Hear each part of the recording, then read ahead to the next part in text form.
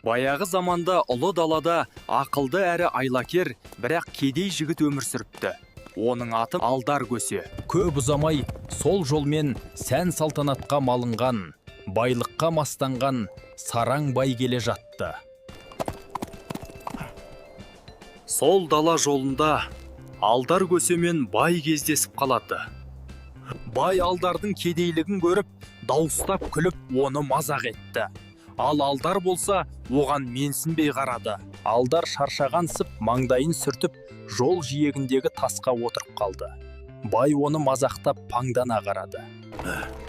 Бай ас суын шығарып, Алдарға көрсетіп қояды да, кенеттен тығып алып, оны мазақ етті. Сол сәтте Алдардың көзі жанып, айла ойлап тапқандай қу күлкісі пайда болды. Алдар өзінің жыртық шапанын сиқырлы етіп көрсетіп, байдың қызығушылығын оятты. Алдар жыртық шапанын сиқырлы деп түсіндіріп, байдың көзін арбады. Байдың көзі жайнап, аш көздікпен шапанға қызығып кетті. Бай әуелде күмәнданғанымен, аш көздігінің қызығушылығы бәрін жеңді. Алдар, егер осы шапанды кисең, барлығы саған қызмет етеді деп байды алдады.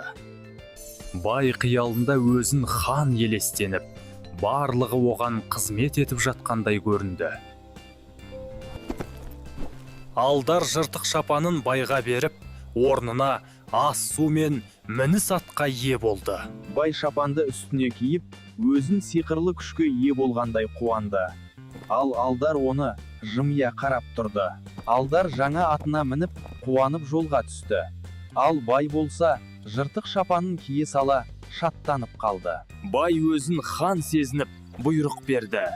Айналадағы адамдар болса, оны мазақтап күліп жатты.